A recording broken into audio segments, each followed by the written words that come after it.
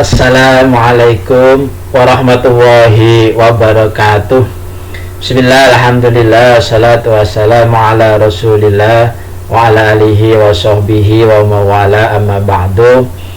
Yang kami hormati Bapak Ibu Kepala MI Al-Khairiyah 1 dan 3 Dalgan, Bapak Ibu Dewan Guru MI Al-Khairiyah 1 dan 3 Dalgan, yang kami hormati Bapak Ibu wali murid dan anak-anak semua kelas 1 MI Al-Khairiyah 1 dan 3 tahun pelajaran 2021-2022. Selamat berjumpa dengan Pak Guru.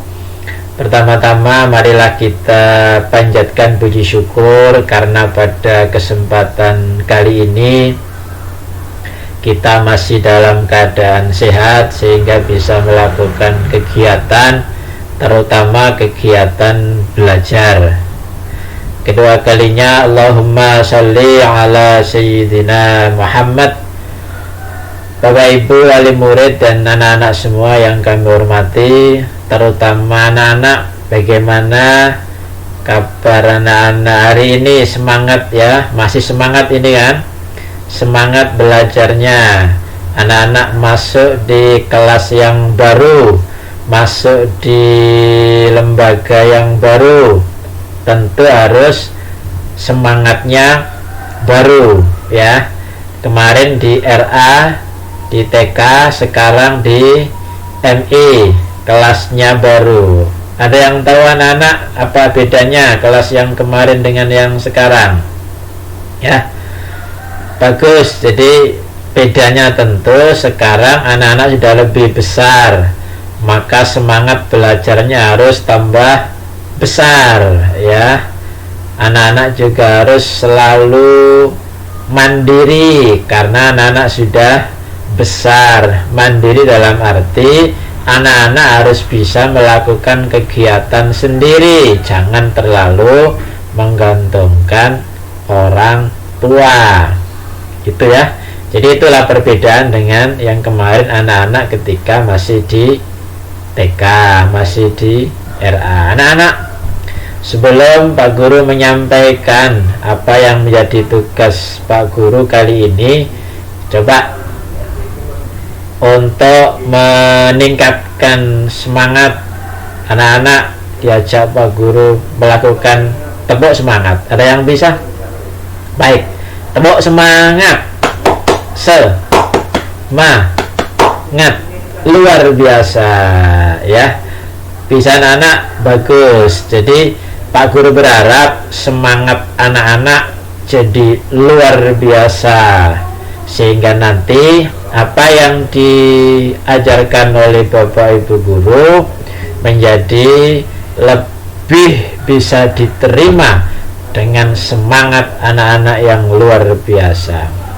Baiklah Bapak Ibu sekalian, ayah dan bunda dan anak-anak yang saya hormati, Pak Guru kebagian materi di Matsama ini tentang model dan metode pembelajaran. Jadi di kegiatan Matsama, masa ta'aruf siswa madrasah, anak-anak memang dikenalkan. Ta'aruf itu kan saling mengenal ya. Jadi ta'aruf itu saling mengenal, termasuk mengenal bagaimana proses pembelajaran yang harus diikuti oleh anak-anak ya. Mengenalkan bagaimana cara-cara belajar yang harus dilakukan oleh anak-anak, terutama kelas 1 ya. Ingat, sudah kelas 1 tidak boleh nangisan ya, tidak boleh rewel ya, itu dibuang jauh-jauh. Sanggup anak-anak? Bagus ya. Bapak Ibu sekalian dan anak-anak yang berbahagia, untuk di masa tahun ini, tahun pelajaran ini 2021-2022, model pembelajaran yang diterapkan sesuai dengan arahan pemerintah, kita harus mengikuti kurikulum darurat. Ya, mengapa kok darurat? Karena kita berada di kondisi yang tidak normal, ya, di masa pandemi, di mana belajarnya tidak boleh tatap muka. Ya, tidak boleh tatap muka dengan Bapak Ibu guru. Belajarnya dari jarak jauh. Bagaimana itu model pembelajarannya? Itu yang nanti Pak Guru jelaskan.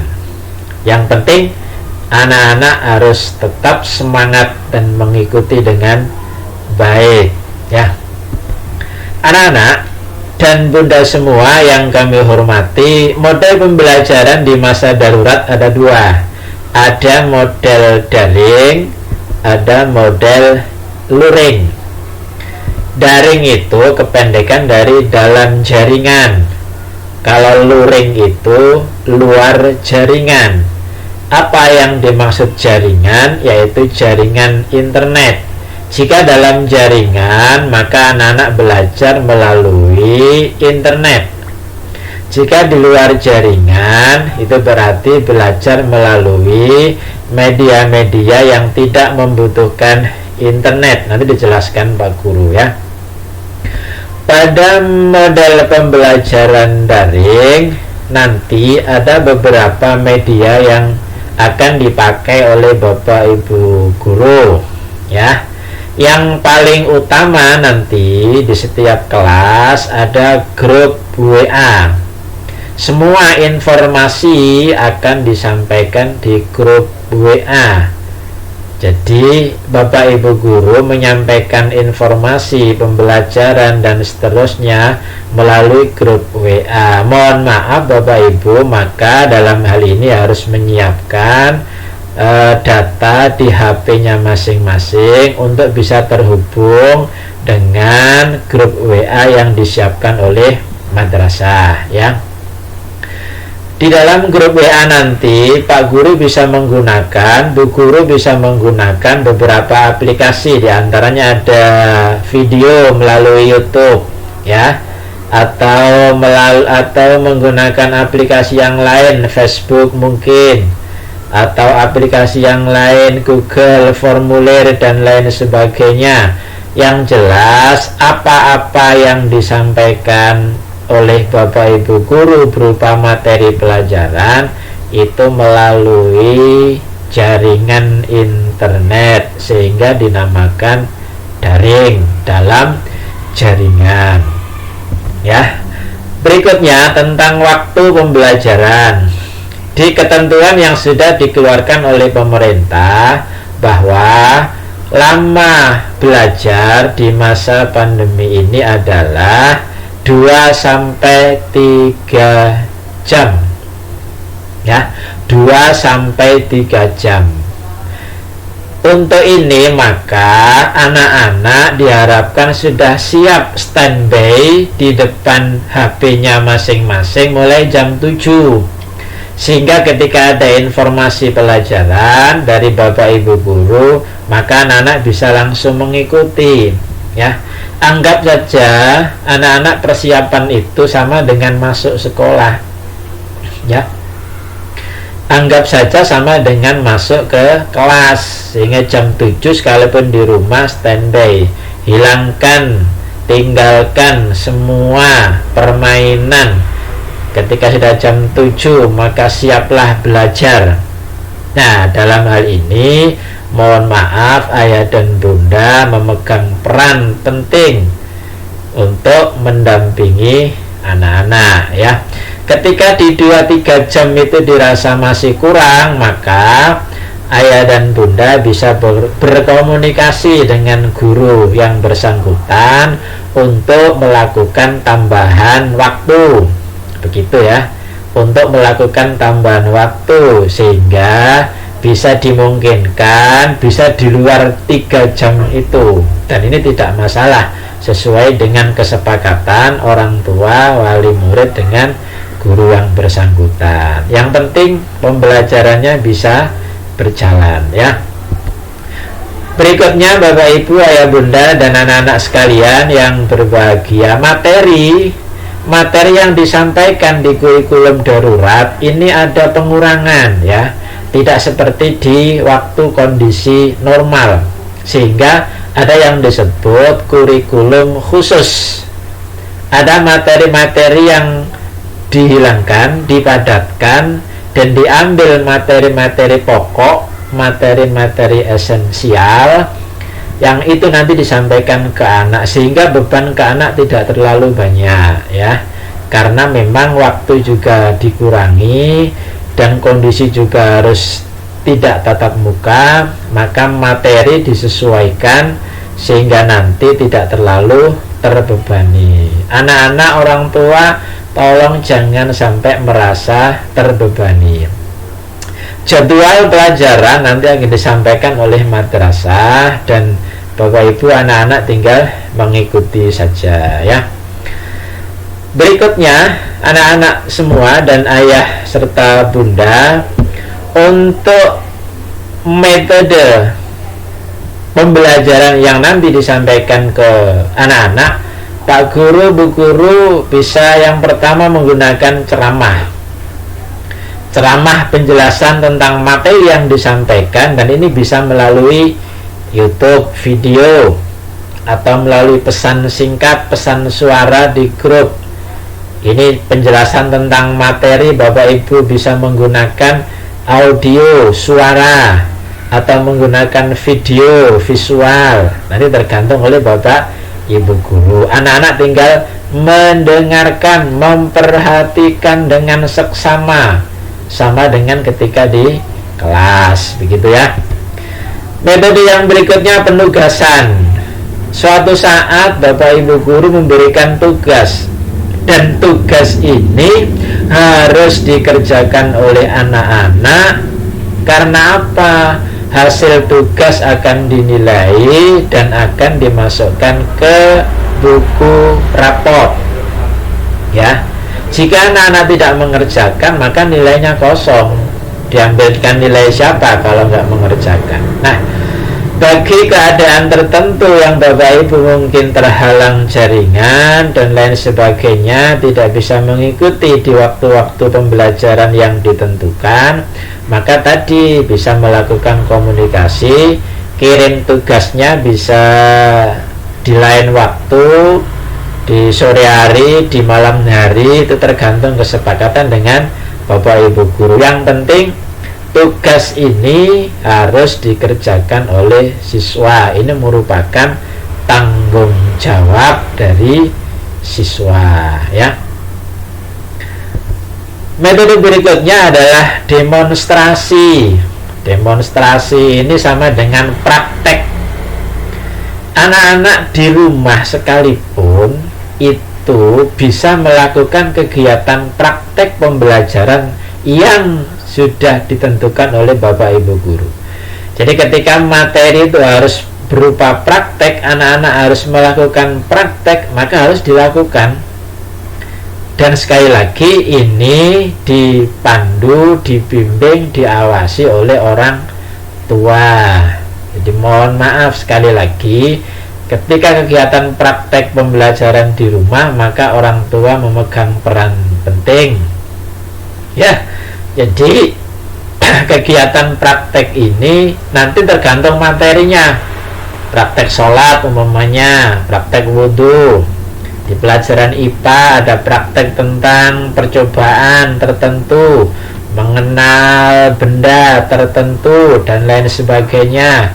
Itu nanti harus dilakukan oleh siswa, karena belajar itu tidak hanya membaca, tidak hanya mendengar, tetapi juga harus melakukan, dan ini lebih banyak manfaatnya ya. Jadi melalui metode demonstrasi, mungkin Bapak Ibu Guru memberi contoh dulu di video, memberi contoh, mendemonstrasikan bagaimana mengerjakan sesuatu, kemudian anak-anak menirukan di rumah ya. Itu metode demonstrasi. Selanjutnya ada metode diskusi. Bagaimana Pak diskusi? Ini kan tidak tatap muka. Begini caranya ya. Di grup WA itu bagi Bapak Ibu guru nanti bisa membuka sebuah diskusi tentang masalah tertentu, tanya jawab ya. Nanti anak-anak bisa bertanya, bisa menjawab, bisa mengajukan usul, bisa mengajukan gagasan, ditulis di WA, dan nanti ada diskusi di grup, sekalipun hanya menulis atau mungkin melalui pesan suara bisa. Diskusi ini sekalipun anak-anak masih kelas 1 bisa dibuat diskusi, saling bertanya dengan teman, saling menjawab. Itu namanya juga sudah diskusi dalam batas-batas sesuai dengan kemampuan anak, begitu ya, di metode diskusi. Nah, sekali lagi beberapa metode ini sebenarnya juga bisa dilakukan ketika tatap muka di kelas. Karena ini daring, harus belajar dari rumah, maka jelas harus dikondisikan untuk tetap belajar di rumah dengan menggunakan metode-metode yang tadi saya sampaikan. Bapak Ibu dan anak-anak semua yang saya hormati, berikutnya tentang model pembelajaran luring. Luring itu kependekan dari luar jaringan. Tidak tatap muka, tetapi juga tidak menggunakan internet, tidak menggunakan jaringan. Bagaimana? Apa yang bisa dilakukan? Ya, pertama, media yang harus disiapkan. Bapak Ibu mungkin, Bapak Ibu guru, ada yang menyampaikan pelajaran nanti tidak menggunakan jaringan internet karena mungkin kendala tertentu, tapi menggunakan media-media di luar jaringan. Misalnya Bapak Ibu mengirim lembar kerja, kertas ke rumah anak-anak, atau sebelumnya sudah dibagikan lembar kerja LKS, modul, buku yang sudah diambil ke madrasah sebelumnya dan disimpan di rumah. Nanti Bapak Ibu guru tinggal memberikan instruksi ya, memberikan instruksi untuk menggunakan sumber-sumber belajar tadi sehingga bisa melakukan kegiatan pembelajaran di luar jaringan ya. Sehingga Bapak Ibu tetap nanti di rumah anak-anaknya disiapkan pensil, buku tulis ya. Kan harus menulis nanti, belajar menulis, membaca, tentu seperti itu ya. Baik, berikutnya terkait dengan pembelajaran luring luar jaringan, nanti bisa menggunakan metode belajar mandiri. Ingat loh, anak-anak juga harus dibiasakan membaca. Berikan bacaan yang sudah disampaikan Bapak Ibu guru melalui buku itu, melalui lembar kerja, biar anak-anak membaca. Kemudian nanti ayah dan bunda tinggal membantu ya. Kalau belum bisa membaca, ya memang harus dipandu ya. Ini untuk metode belajar mandiri ya. Berikutnya kegiatan luring juga ada, ini metode belajar bersama. Ingat Bapak Ibu, di rumah anak-anak tetap harus dalam pendampingan Bapak Ibu orang tua ya. Dalam kondisi belajar sebisa mungkin didampingi orang tua ya, sehingga nanti ketika ada kesulitan maka anak-anak bisa ada yang ditanya gitu ya. Terkait dengan mungkin Bapak Ibu tidak bisa menjelaskan, nanti bisa komunikasi dengan Bapak Ibu guru. Yang penting anak-anak merasa nyaman karena didampingi oleh orang tua. Ini metode pembelajaran bersama ya. Kalau tadi mandiri, ini pendampingan gitu ya. Bapak Ibu yang kami hormati, kita lanjutkan dengan bagaimana sih sebenarnya cara belajar anak-anak yang baik ketika kondisi seperti ini. Dan mungkin pada kondisi-kondisi yang normal. Belajar itu seperti apa sebenarnya? Anak-anak diperhatikan ya. Belajar yang baik itu bagaimana? Satu, belajar itu harus dalam keadaan gembira. Ya. Belajar harus dalam keadaan gembira. Baik di rumah maupun di sekolah, di madrasah, di kelas. Ciptakan kondisi belajar itu dalam situasi yang gembira. Jangan ada tekanan. Bapak Ibu, orang tua di rumah, tolong dihindari kondisi, situasi anak dalam tekanan ketika belajar. Itu tidak bagus dalam psikologi anak. Jadi anak-anak harus tetap ceria, anak-anak harus tetap gembira dalam belajar itu. Ya, sebisa mungkin belajar disiapkan peralatan-peralatan yang mendukung, dan sebisa mungkin suasana-suasana kegembiraan dimunculkan. Janganlah terlalu bentak, memarahi, itu dihindari ya. Anak-anak juga harus tetap senang belajar. Senang belajar itu sudah merupakan modal yang luar biasa agar anak-anak dapat ilmu yang baik, begitu. Cara belajar berikutnya adalah belajar bersama. Tadi yang disampaikan di awal, belajar bersama itu didampingi orang tua. Kalau orang tuanya nggak bisa saudara ya. Yang penting belajar bersama itu nanti akan memunculkan saling tanya jawab. Minimal ada tanya jawab. Kemudian bisa diskusi ya. Yang penting ada yang ditanya, kemudian yang ditanya bisa menjawab, dan terjadilah tanya jawab dan muncul sebuah diskusi. Berikutnya, cara belajar harus dilakukan dengan pengalaman, praktik ya. Tadi disampaikan di awal bahwa belajar dengan melakukan itu lebih baik dari sekedar membaca dan mendengarkan. Maka di rumah pun anak-anak harus melakukan kegiatan belajar berupa praktek. Ketika Pak Guru, Ibu Guru memberikan sebuah materi yang harus dilakukan anak-anak, maka dilakukan. Misalnya ada praktek menyanyi, anak-anak menyanyi. Praktek olahraga, jalan di tempat, lompat ya harus lompat. Masa lompat dibaca atau lompat hanya dilihat. Jadi kalau Pak Guru memberi contoh kegiatan, maunya lompat, lari-lari kecil ya, mau jalan di tempat. Kalau Pak Guru memberi contoh, anak-anak juga harus melakukan itu di rumah ya, lakukan sendiri di rumah. Jadi benar-benar anak-anak ini melakukan kegiatan sesuai dengan materi yang disampaikan oleh Bapak Ibu Guru. Ini namanya cara belajar harus dengan praktek ya. Kalau di bidang agama, sholat ya harus praktek, wudu harus praktek ya, tidak hanya dibaca.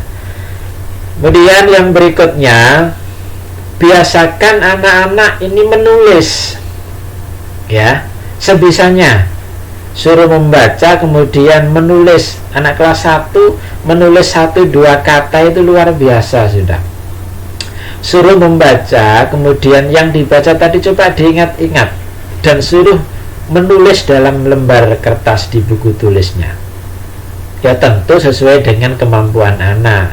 Bisa menulis 2 kata saja hasil pemikiran sendiri, itu sudah luar biasa Bapak Ibu. Jadi tentu targetnya tidak terlalu besar ya. 1-2 kata merangkum pokok pembelajaran itu sudah bagus.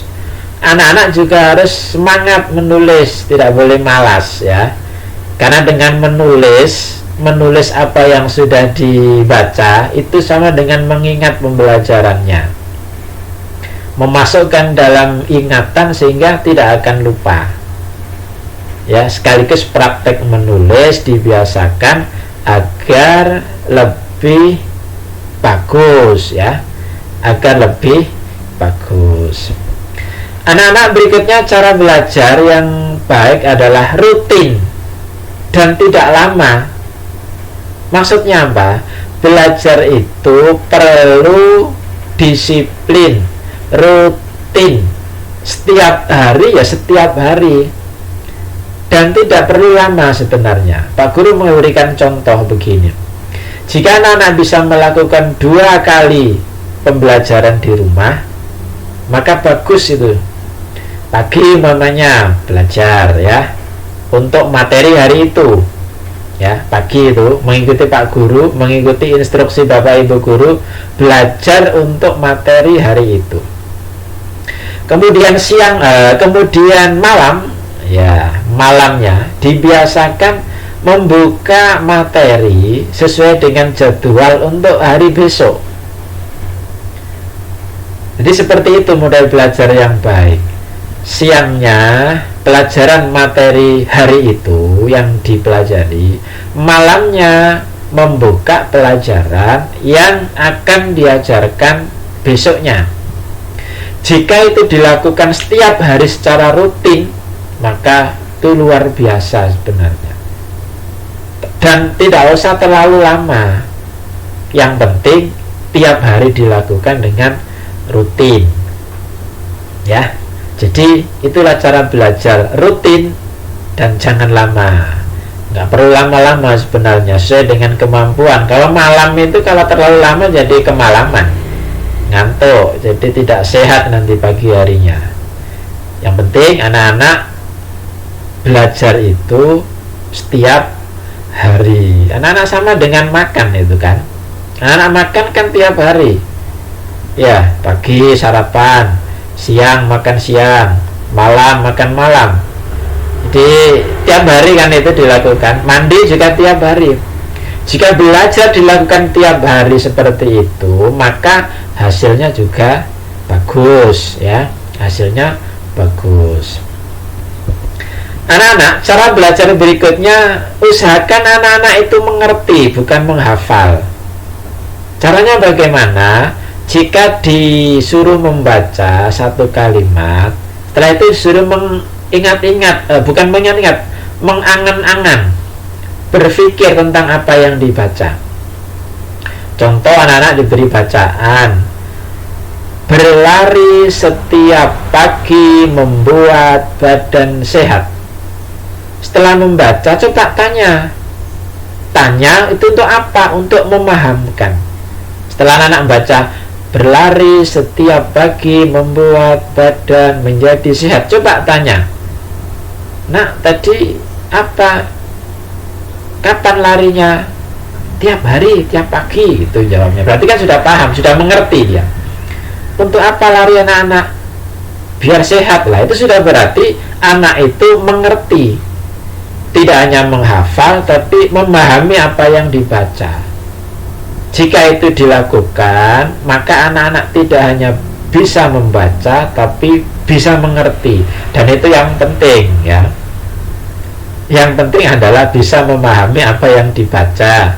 Tidak hanya lancar membaca. Banyak kan anak-anak itu hanya lancar membaca, tapi tidak paham apa yang dibaca.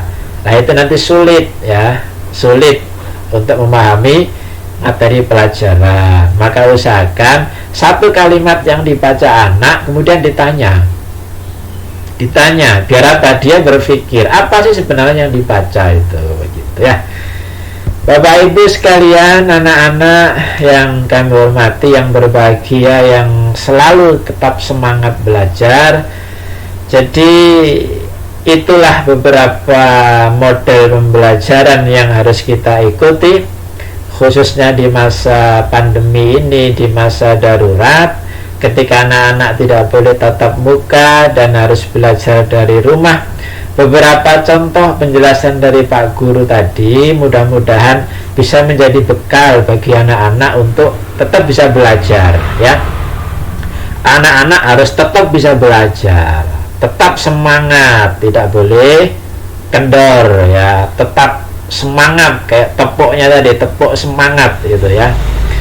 Dan bagi ayah bunda, bapak ibu, wali murid yang kami hormati, sekali lagi mohon dengan sangat, ini adalah sebuah keadaan yang memang tidak bisa kita hindari, dan ini merupakan sebuah tanggung jawab bersama, ya.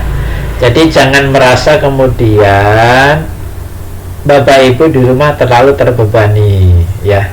Ingat, kita sebenarnya sebagai orang tua itu punya tanggung jawab luar biasa, bahwa sekolah yang pertama dan utama itu sebenarnya adalah di rumah.